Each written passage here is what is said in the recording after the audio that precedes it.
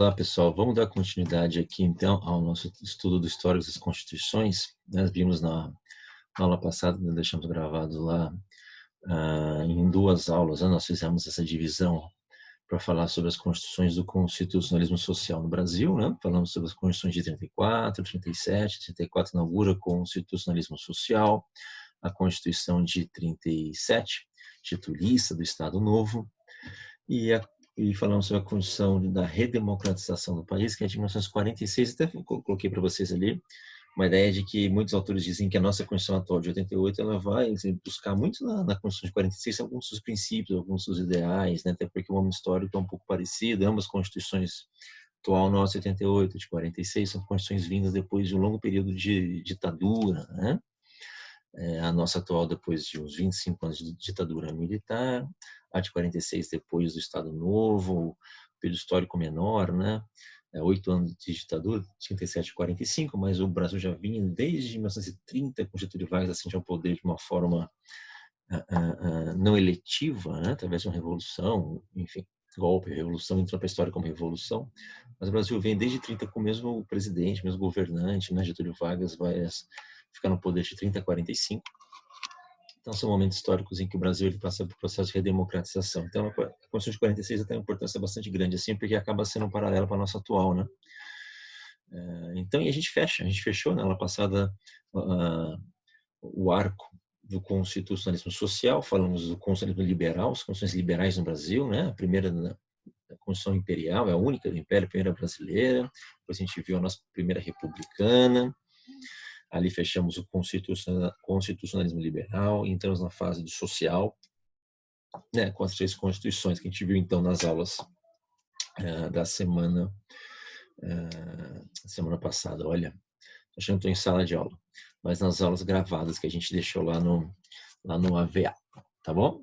Então a gente hoje aqui, como eu prometi para vocês, a gente já vai falar um pouquinho sobre as constituições militares, né? Então assim, a gente viu, né, que o Brasil ele passa por um processo turbulência, depois com a posse do João Goulart, o Jânio Quadros, democraticamente eleito, ele renuncia ao mandato, assume o vice com uma certa contrariedade de parcela significativa dos militares, impõe-se a ele um sistema parlamentarista para reduzir os poderes do chefe do poder executivo, né, do presidente da República, aliás.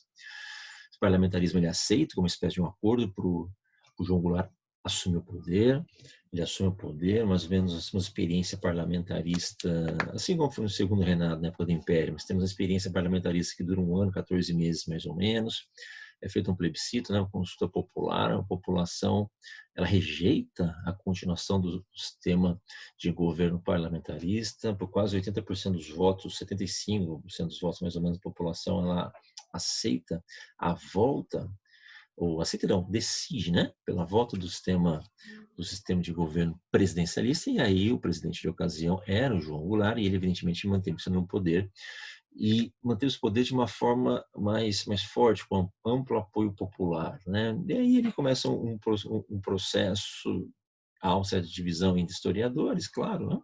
Mas é uma espécie de radicalização no poder, toma algumas medidas vistas como medidas radicais para a esquerda, como se ele estivesse preparando o terreno para uma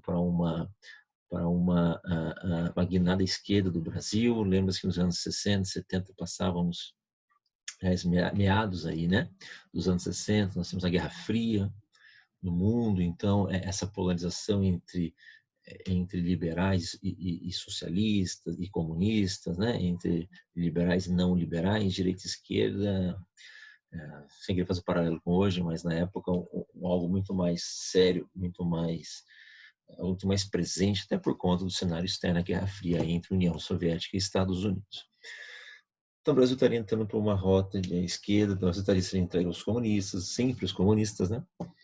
E aí isso acaba motivando o golpe militar de 31 de março, 1º de abril de 1964. Então, o que a gente tem para falar, pessoal, dessa época, que até já falamos um pouquinho na aula passada, né? Com a ascensão dos militares ao poder, a gente passa por uma espécie de regime híbrido, né?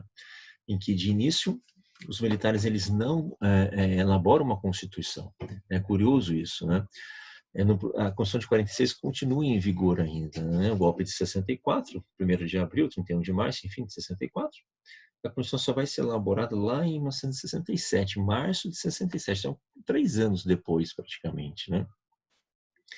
É claro, assim, os militares ascenderam ao poder através de um ato de força, mas o que a gente tem que deixar claro, embora a Constituição de 46 democrática formalmente vigorasse, o fato é que na prática não vigorava. Muitas suas disposições foram suspensas por atos de força dos militares, né?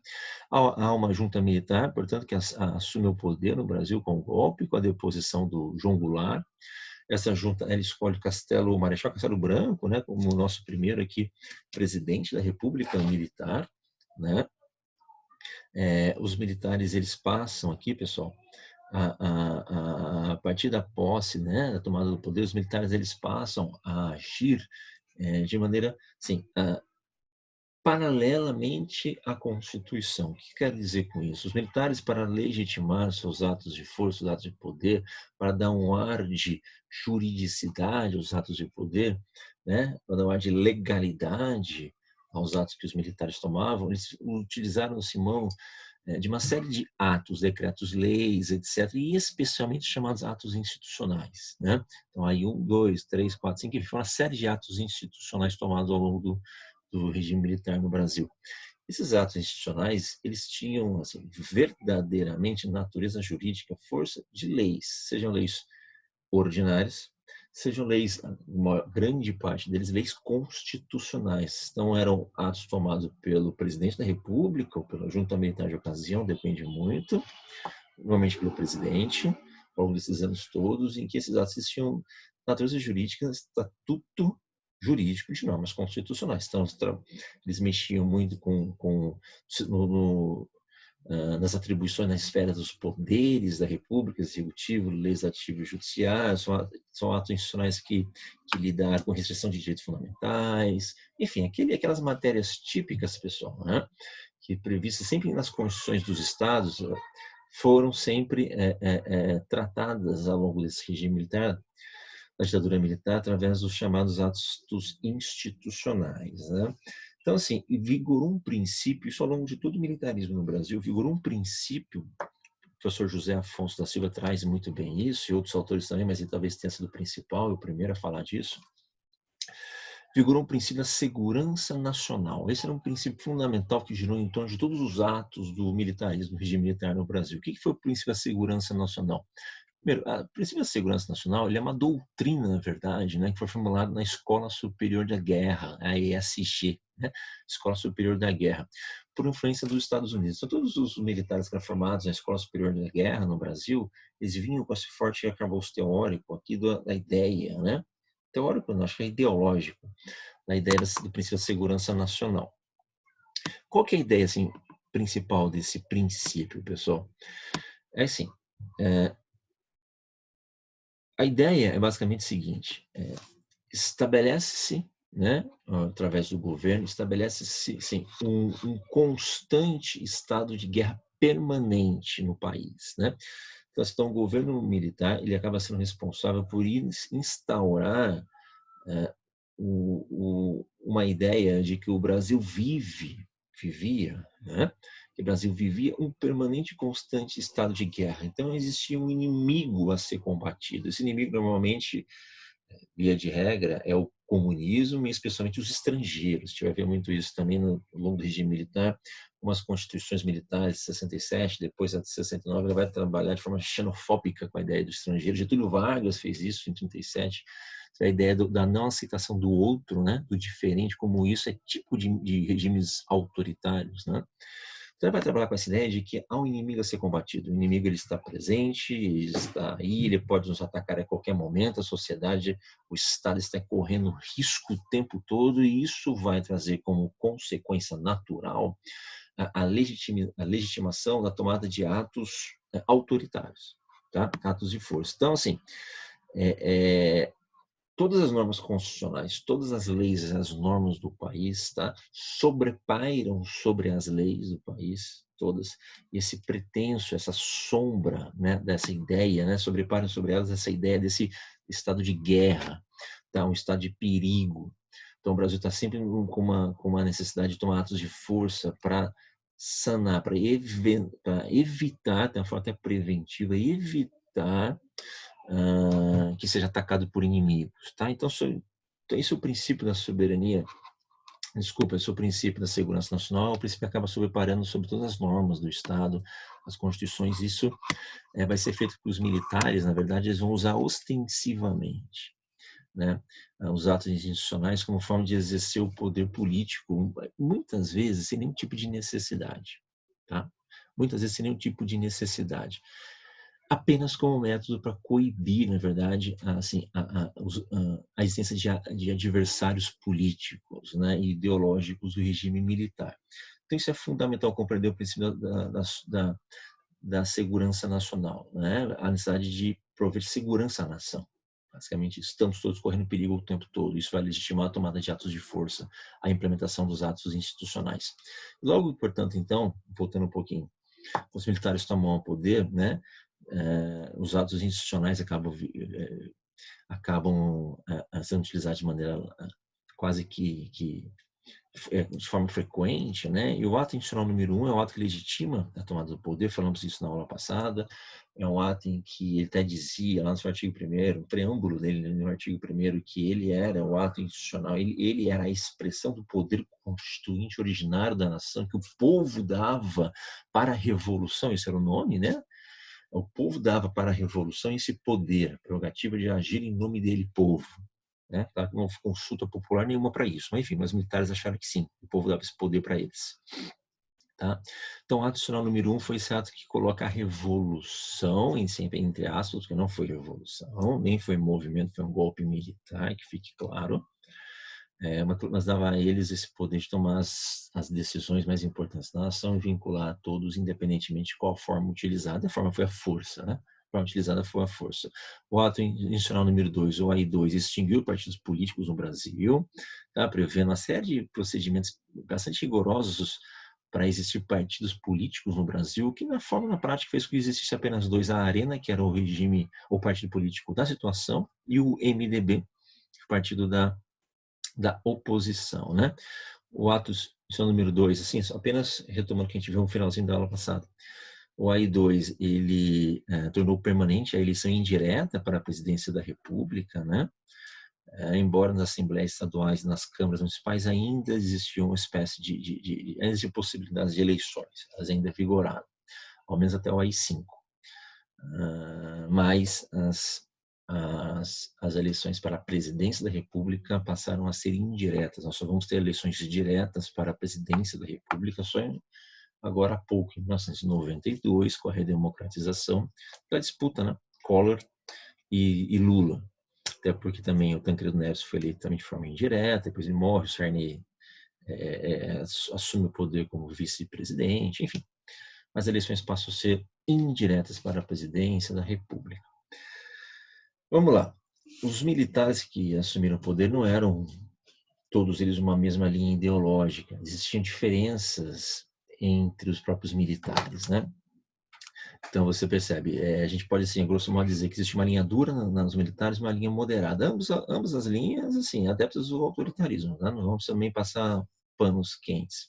Ambos tinham adeptos ao autoritarismo, mas tinha uma linha mais dura, né? E a linha moderada era aquela linha do regime militar, entre os militares que ascenderam ao poder, e em que eles tinham a seguinte intenção: o regime militar, nós militares assumimos o poder de maneira transitória, precisamos reconstitucionalizar o país, e no momento apropriado entregar o país à chefia dos civis novamente, que era combatido pelos militares da linha dura.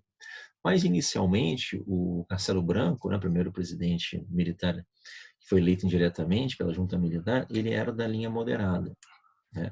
Então, o primeiro ato mas um dos primeiros atos do Castelo Branco foi instituir, né, o AI4, o ato institucional número 4, que é de 66.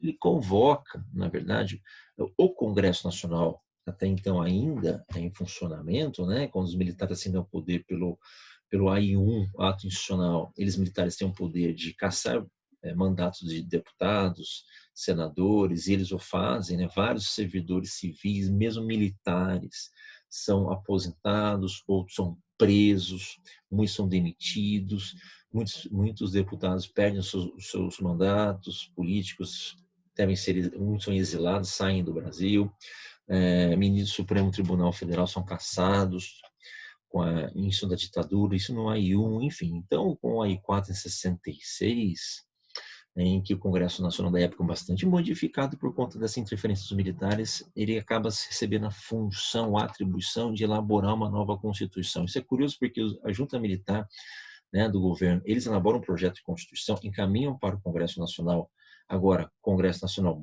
/ Assembleia Constituinte, encaminham em dezembro de 1966 um projeto de Constituição e dão prazo de não mais do que 40 dias, praticamente, para que o Congresso Nacional, com força de Assembleia Constituinte agora, votem e aprovem a Constituição feita pelos militares. Então, veja, pelo AI-4, né, o Congresso ele transformar-se-ia numa Assembleia Constituinte no dia 12 de dezembro de 96, ou seja, final do ano, e o prazo para que fosse votada esse projeto do governo de Constituição foi o prazo de 24 de janeiro, então de 12 de dezembro de 66 a 24 de janeiro de 67, bem na época de final de ano mesmo, foi o prazo dado para os militares para votar o projeto. Então é um prazo completamente exíguo, que as discussões evidentemente ficaram comprometidas lá no Congresso Nacional, na nossa Assembleia Constituinte,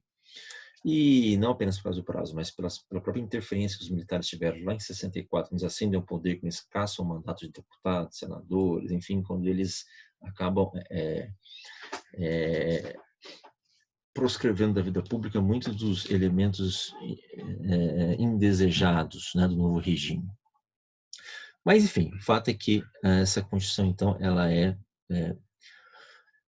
entra formalmente para a história como uma Constituição promulgada, não foi como uma Constituição promulgada. Né? A Assembleia Constituinte não foi eleita pelo povo, o Congresso Nacional, que tinha funções de legislação ordinária, foi transformado através de um ato de força em uma Assembleia Constituinte, houve manipulação, houve tutela por parte dos militares ao longo desse mês de trabalho na Assembleia Constituinte. Nós, de forma assim, prática, a Constituição de 67 militar, ela foi outorgada, como tinha sido de 37, 30 anos atrás, Getúlio Vargas. Foi uma Constituição outorgada. Tá? 15 de março de 67, ela passa a vigorar. E quais são as suas principais características, pessoal? As principais características vão ser as características típicas de constituições ditatoriais, autoritárias. Retome a que a gente falou na aula passada sobre a Constituição do Vargas, de 37, Estado Novo. Constituição ditatorial, tá? Vamos manter muitas dessas características nessa Constituição de 64, de 67, depois vai ter uma piora, aliás, um agravamento ainda mais do regime com a AI-5, 68, depois com uma nova Constituição, deixa eu falar um pouquinho sobre ela rapidinho, que é de 69, né? Serão os anos de chumbo, o regime militar vai se tornar mais rigoroso, mais grave, mas essa Constituição de 67, a primeira militar, vai estabelecer ou institucionalizar esse novo ambiente político que o Brasil vivia. E ela será uma Constituição com algumas características autoritárias. Não foge muito do padrão de Constituição autoritária. Nosso exemplo pode ser a Constituição do Vargas de 37. Então, as características: ampliação dos poderes da União e do Presidente da República. Essa é uma grande característica de toda e qualquer Constituição autoritária, concentrar o poder na figura do chefe. Houve aqui uma reformulação do sistema tributário, né? Então a União e os estados, apesar de existir um federalismo, a gente vai falar um pouco, um federalismo na nossa Constituição, os estados eles ficaram com atribuições bastante reduzidas, porque houve esse fortalecimento dos poderes, né? Houve esse aumento de atribuições dos poderes do governo central na União, no Presidente da República. Então, se há esse aumento de poder no Presidente da República e na União, evidentemente isso é como consequência uma redução dos poderes, das atribuições dos estados, né? Isso não é um jogo de soma zero, um ganha, outro perde. Mas há uma reformulação do sistema tributário. Então, assim, a União passa a concentrar em suas mãos, porque ela tem mais atribuições a desempenhar, passa a concentrar em suas mãos, maior poder, capacidade de arrecadação de impostos. Os estados vão perdendo essa capacidade, tá? O Brasil ainda, ele na Constituição, ao menos, ele prevê um método, o sistema do federalismo cooperativo, né? Então, há uma possibilidade de repartição de atribuições, competências entre União e Estados, mas, repito, assim, no regime ditatorial, as atribuições elas acabam sendo concentradas na figura do governo central, tá? A nossa Constituição de 67 militares previu, curiosa, né? Isso é muito curioso na história do constitucionalismo do Brasil. Eu falei isso para vocês, nossa primeira aula, quando a gente falou sobre as constituições do Império, começou a falar do Império, eu falei que existe uma grande chaga no Brasil, nosso continente mesmo, no Brasil, uma grande marca, uma grande chaga, que há um distanciamento enorme entre as disposições da Constituição e a realidade social e política no Brasil, né? Nossa Constituição de 67, no regime militar ditatorial, ela previu, parece uma ironia, né? Piada, ela previu um generoso rol de direitos individuais, né? Então, muitos dos direitos individuais previstos lá na nossa Constituição de 46, né? Democrática, foi preservada na Constituição de 67. Entretanto, isso era uma insinceridade, isso daí era uma ironia, né? Até porque a própria Constituição ela prevê, através daquele, tem sempre visto aquele princípio da segurança nacional, ela prevê a possibilidade de restringir e limitar direitos fundamentais sempre que havia necessidade de preservar o interesse público, a segurança do Estado. Sempre essas frases, essas palavras bem genéricas, abstratas, que ninguém sabe muito bem o que significa, né? E que apenas, somente já servem para legitimar atos de força. Então, a Constituição previu direitos individuais, mas a possibilidade do próprio presidente, do próprio Estado, usando seus atos institucionais, limitar, restringir os direitos e garantias individuais. Adotamos e mantivemos o sistema da tripartição dos poderes, tá? Entre legislativo, executivo e judiciário. Iniciando pelo executivo, ele era exercido pelo presidente da República, com o vice, por mandato de 4 anos e sempre aquela ressalva, tá, pessoal? Por observação de que as eleições elas eram indiretas, tá? O AI2 faz isso. Elas eram indiretas e um colégio eleitoral é quem vai escolher os presidentes, tá? Poder legislativo, composto por Câmara dos Deputados e Senado Federal, tá? Ambos com membros eleitos pelo povo. Poder Judiciário não sofre alterações significativas, assim. O Supremo Tribunal Federal ainda mantém-se em funcionamento, lembrando que 3 ministros do Supremo Tribunal Federal, quando institui-se o golpe militar em 64, 3 ministros são aposentados, tá? E 2, em solidariedade, renunciam aos seus cargos no Supremo. Então, o Supremo Tribunal Federal ele está hoje porque os militares acabam nomeando outros ministros em substituição a esses 5. Claro que ele está bastante assim. É o Supremo Tribunal Federal, como é que a gente pode dizer, dócil, né? Ideologicamente favorável a esse ambiente político que o Brasil vive, tá? Então, o Supremo Tribunal Federal não sofre grandes modificações, mas também é um Supremo Tribunal completamente ausente nesse período. Interessante que a nossa Constituição ela exclui da apreciação do Poder Judiciário todos os atos tomados pelo chamado Supremo Comando da Revolução. Então, ou seja, é o governo federal. Nossa Constituição, pessoal, de 67, né, ainda falando sobre as suas características, foi uma Constituição rígida, né, por quê? Porque ela previa um modo um pouco mais rigoroso para se aprovar mudanças ao seu texto. Também algo irônico, insincero. Vamos lá. Por quê? A rigidez ela foi prevista do seguinte modo: somente por proposta do presidente da República ou por 1/4 dos membros da Câmara dos Deputados, do Senado ou das Assembleias dos Estados é que poderiam haver uma proposta de emenda à Constituição e o Congresso deveria aprovar por maioria absoluta dos seus membros em 2 votações no Congresso, tá? Votações consecutivas no Congresso. Então, veja, por que eu digo que isso aqui é irônico e é insincero? Eu digo que é insincero e irônico pelo seguinte: as constituições no Brasil, essa Constituição, melhor dizendo, a de 67, ela foi modificada várias vezes através dos chamados atos institucionais, ou em alguns momentos das leis constitucionais, não importa a nomenclatura, os atos institucionais acabam ganhando maior fama aí, não importa a nomenclatura, mas o que importa é o seguinte, é que essas modificações da Constituição, elas foram sendo feitas de acordo com assim, decisões políticas tomadas pelos regimes militares, tá? Pela junta militar, pelo presidente militar da época, de ocasião. Tá? Ou seja, as mudanças à Constituição não foram feitas necessariamente usando esse procedimento previsto nela Constituição. Está previsto esse mecanismo de rigidez, mas o fato é que formalmente ela foi uma Constituição rígida. Tá? Formalmente foi rígida. Mas na prática isso não era respeitado. Tá? Ela previu a nossa Constituição, pessoal, a República e a Federação como cláusulas pétreas, isso é uma regra, tá? Isso não vai mudar.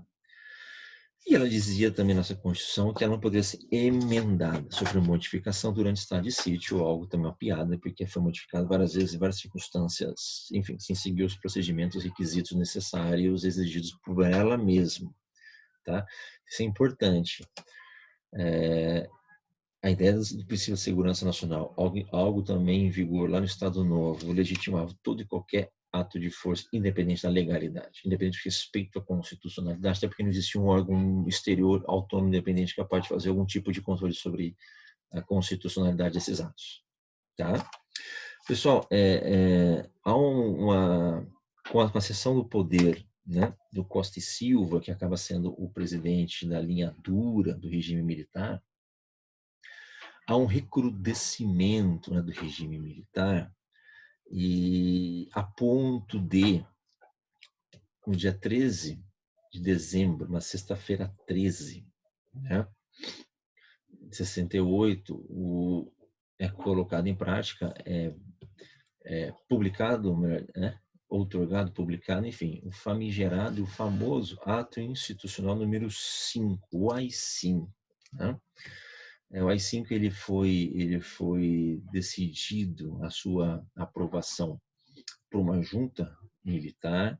Esteve presente na junta militar um vice-presidente da época, que foi o Pedro Aleixo, que era um civil, Pedro Aleixo.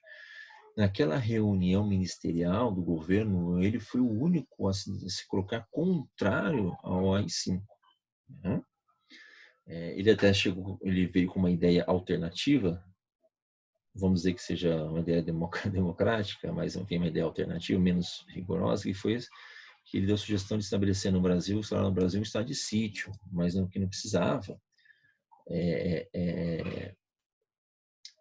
tomar uma medida tão forte como o AI-5, né? E é dele, não sei se vocês já ouviram a frase, é dele aquela ideia, aquela famosa locução, famosa frase seguinte: olha, o problema não é estabelecer isso, estabelecer tais ideias ou tais paradigmas, porque nós aqui vamos respeitar, o governo vai respeitar.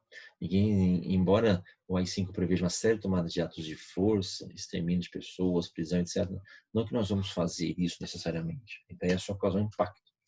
Mas o problema não somos nós, o problema é o guarda da esquina, porque o guarda da esquina, lá na ponta, ele não vai entender, e o guarda da esquina vai acabar tomando decisões que não eram para ser tomadas, vai abusar do seu poder. Né? A ideia do problema não são nós, mas é o guarda da esquina, ele vai abusar do seu poder. O Pedro Aleixo fala isso. Né? Mas enfim, a volta vencida, ele é o único ali, tanto que ele vai tomar depois uma invertida lá na frente de Pedro Aleixo, né? Quando Costa Silva adoece, ele não vai assumir o poder como vice-presidente, os militares vão dar um golpe dentro do golpe. Mas enfim, o AI-5 ele é publicado. E o AI-5, pessoal, todo mundo já ouviu falar no AI-5, todo mundo conhece mais ou menos. O AI-5 ele é, na verdade, um recrudescimento do regime militar, assim, ele é um ato institucional que ele vai mudar nas principais estruturas do Estado brasileiro. Então, é um ato institucional em que tem força norma constitucional como todos os outros, ainda usando a ideia do princípio da segurança nacional, e as suas principais características é a consolidação cada vez maior, né, dos poderes no presidente da República e diminuindo, retirando funções do Congresso Nacional. Tanto que com o AI-5 o próprio Poder Legislativo vai ser fechado, né, um recesso por parte do Congresso Nacional. E a partir do AI-5, nós vamos, se isso já era uma regra, desde o golpe militar, isso vai se intensificar, que é a ideia de que o Brasil vai viver, né, de forma permanente através de um estado de exceção. e os atos institucionais eles vão se avolumar e vão ganhar cada vez mais frequência a edição de atos institucionais, sempre com a ideia de restrição de direitos fundamentais, aumento de poder das polícias e do poder executivo. Acaba sendo uma ideia constante desses atos institucionais, tá? Vivemos, portanto, estado de exceção permanente, constante, tá? E o AI-5, como todo mundo sabe, vai ser utilizado como uma forma de punir, caçar opositores políticos, opositores ideológicos, funcionários públicos, enfim. Acaba acontecendo ali o que já existiu com a instauração do regime militar, acaba se intensificando com a própria instituição do AI-5, a linha dura do regime militar chega ao poder com Costa e Silva. Tá? Costa e Silva, ele adoece, ele é obrigado a deixar o exercício do poder, né? Pela Constituição, deveria assumir o poder o vice-presidente, que era o Pedro Aleixo, um civil, aquele único que na reunião ministerial do AI-5, quando decidiu se aprovar o AI-5, foi o único que levantou a mão ao contrário, falou do problema do abuso de autoridade por parte do guarda da esquina, né? E o que faz os militares em retaliação? Eles não dão posse ao vice-presidente, ao Pedro Aleixo, no governo federal, estabelece uma junta militar, tá, com o comandante do Exército, da Marinha e da Aeronáutica, né? E eles acabam assumindo o poder, liderando o país por um período até que fosse feita, né, pessoal, uma nova eleição indireta para escolher o substituto do Costa e Silva, que adoece e não consegue voltar ao poder. Tá? Essa junta militar, portanto, não dá posse ao Pedro Aleixo. Essa junta militar, com o Congresso está fechado, eles reabrem o Congresso de maneira ocasional, excepcional, para que o Congresso, através do seu colégio eleitoral, escolhesse o novo, de maneira indireta, simples, né, pessoal? Claro, não existe eleição. Escolhesse um novo presidente, o Médici, também da linha dura, acaba sendo presidente eleito indiretamente. Entretanto, não antes, sem dar posse, né? Antes da posse ao Médici, essa junta militar, essa trinca, foi conhecida como Três Patetas na história, essa trinca acaba promulgando, tá, a chamada Emenda Constitucional número 1 de 1969. Tá? Ela de 17 de outubro de 1969 entra para a história como uma emenda constitucional, pelo menos formalmente foi o nome que foi dado. Foi uma emenda à Constituição de 1967.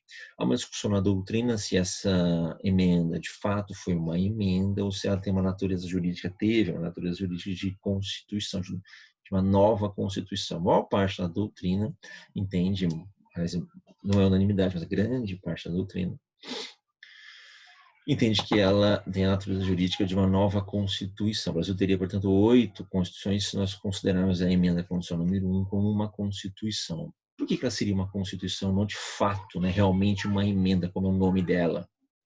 Ela é uma Constituição, pessoal, porque sim, teria sido uma Constituição, porque as emendas, elas retiram a sua força, né, da Constituição que ela pretende modificar. Né? As emendas, elas são fruto do trabalho do poder constituinte derivado, né? Tanto que a emenda tem que seguir todo o procedimento, tem que respeitar todas as regras previstas na Constituição, previstas pelo poder constituinte originário. Nesse caso aqui, isso não foi isso que aconteceu. Né? Não houve ela não tirou, se a sua legitimidade dessa emenda, ela não foi retirada do poder originário da Constituição. Pelo contrário, passou por cima da Constituição.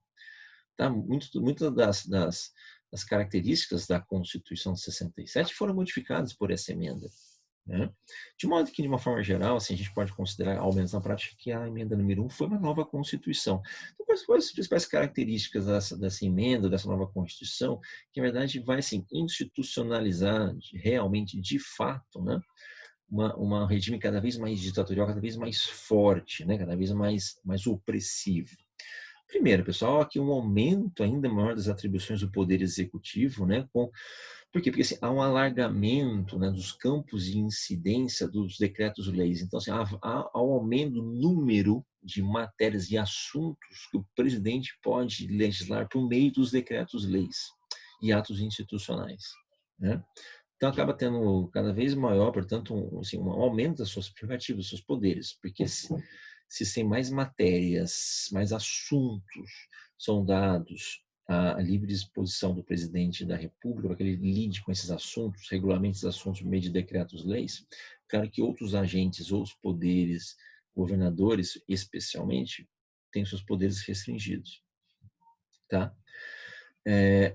Essa emenda, ou essa Constituição, vamos chamar de Constituição, essa Constituição, ela muda a composição do Congresso, do Poder Legislativo, tá? Embora estivesse em recesso, muda a sua composição. Por quê? Que é uma diminuição do número de deputados federais, tá?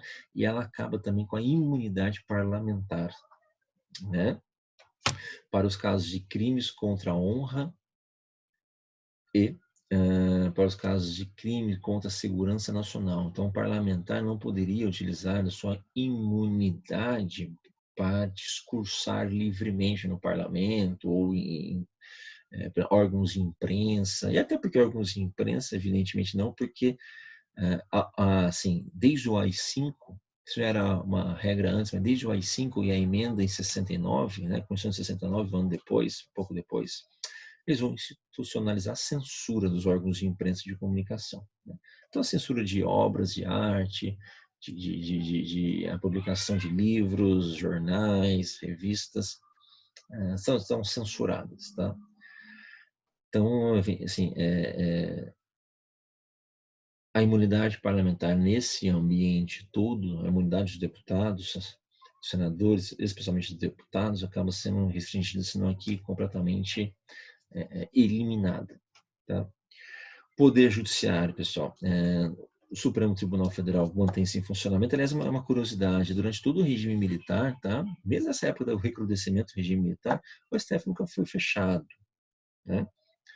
Repito, houve interferência no STF, logo que houve golpe militar em 64, 3 ministros são compulsoriamente aposentados, tá? Porém, 2 renunciam em solidariedade, mas o STF mantém-se aberto, né? Existem livros sobre a história do STF, que em alguns momentos o regime militar, o STF, ele dá o poder de tomar alguns atos enfrentando o regime militar. Há sempre uma relação de vai e volta, sístole e diástole, né? De extensão, extensão, extensão, enfim. Mas o STF é até curioso, ele mantém-se aberto durante todo o regime militar, diferentemente de nossos vizinhos aqui, ditaduras Argentina, Uruguai, então Chile, fecharam o legislativo, a Suprema Corte. No Brasil, não. Curioso isso, né? Mas essa nova Constituição, 69, ou Emenda Constitucional número 1 de 69, ela vai trazer, assim, para coroar, né, para fechar esse campo, ela vai prever expressamente, né, a permanência do AI-5. Então, o presidente, o AI-5, ele não é revogado com a nova Constituição, pelo contrário, ela traz expressamente que ele continua em vigor. Então, as suas atribuições, todos os poderes que ele delega ao poder executivo, etc., é mantido, né? E há aqui, pessoal, fortes retrocessos no campo dos direitos fundamentais. Por exemplo, uma série de mecanismos de restrição ao acesso à justiça, parte dos cidadãos, ela é prevista nessa nova Constituição. Como eu falei, a institucionalização da censura, que já é algo que já vinha acontecendo, mas a Constituição, ou emenda constitucional número 1, a Constituição de 69, ela institucionaliza positiva a censura como algo legítimo por parte do Estado, né? Há, o que é bastante aqui fartamente utilizado e algo triste na nossa história, há um aumento da possibilidade do uso da pena de morte para além dos casos de guerra externa. A Constituição anterior previa a pena de morte para casos de guerra externa, né? Aliás, como é a nossa Constituição até hoje, mesmo as democráticas, elas foram assim na história do Brasil, a atual era assim, previa a pena de morte para os casos de guerra externa, guerra declarada. Aqui ela previu um aumento das possibilidades de pena de morte, o que será amplamente utilizado pelos tribunais de segurança nacional no Brasil, né? Tribunais militares no Brasil. Ela previu também, entre outras coisas, um aumento do tempo de duração do estado de sítio, também largamente utilizado, né? O estado de sítio passa a vigorar por até 180 dias no Brasil, e o estado de sítio, atos de força serão amplamente utilizados no Brasil, né? Assim, de uma forma geral, pessoal, assim, bem esquemática, evidentemente, isso não elimina a obrigação de leitura de um capítulo, de algum livro, de algum manual que você tenha. Isso é interessante você dar uma lida. O capítulo fala sobre a história das constituições brasileiras. Normalmente, esses capítulos manuais eles são curtos, não são muito longos, eles apenas se limitam, mas mesmo que a gente fez aqui, a falar sobre alguns aspectos gerais, e o que é importante a gente sempre ter em mente as características gerais das constituições desses períodos todos, a gente tem em mente o seguinte, que elas são fruto do momento histórico, né?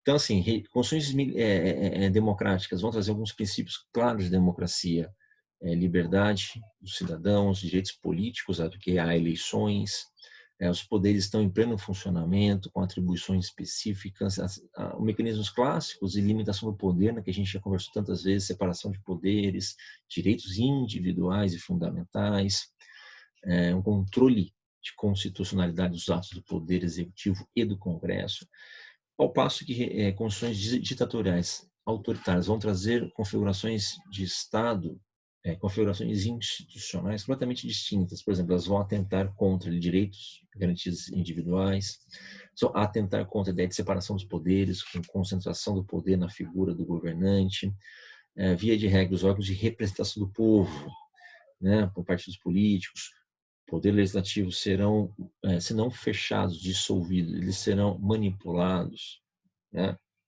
Enfim, controle da constitucionalidade dos atos e leis não vão existir, não há imunidade por parte dos parlamentares, enfim, nós temos algumas características típicas de constituições autoritárias e constituições ditatoriais que a gente pode fazer sempre um paralelo entre uma e outra, tá? A gente vai falar na aula que vem, pessoal, ainda falando sobre a história das constituições brasileiras, nós vamos falar agora sobre a passagem do regime militar para a instituição da democracia, da redemocratização no Brasil, com o fim do regime militar nos anos 80, né? Especialmente em 85, com a eleição direta do Tancredo Neves, não assume porque adoece, assume o Sarney.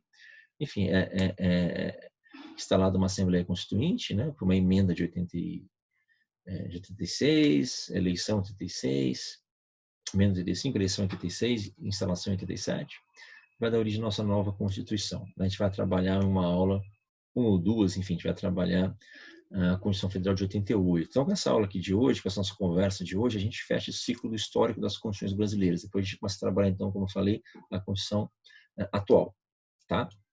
Esse ciclo aqui, pessoal, de aulas, ele vale para essa semana, tá? Quarta e sexta-feira, então dias 20 e 22, tá? A partir da semana que vem, da aula do dia 27, a gente já começa a trabalhar com a ideia da Assembleia Nacional Constituinte, de 87 e 88, e as características da nossa Constituição Federal atual, de 1988, tá bom?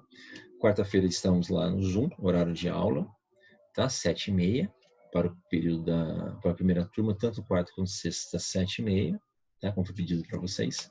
E a gente fica à disposição para conversar sobre esses assuntos e outros assuntos, se vocês quiserem conversar também, tá? Qualquer dúvida, pessoal, material de apoio já está lá no AVA, junto com essa aula.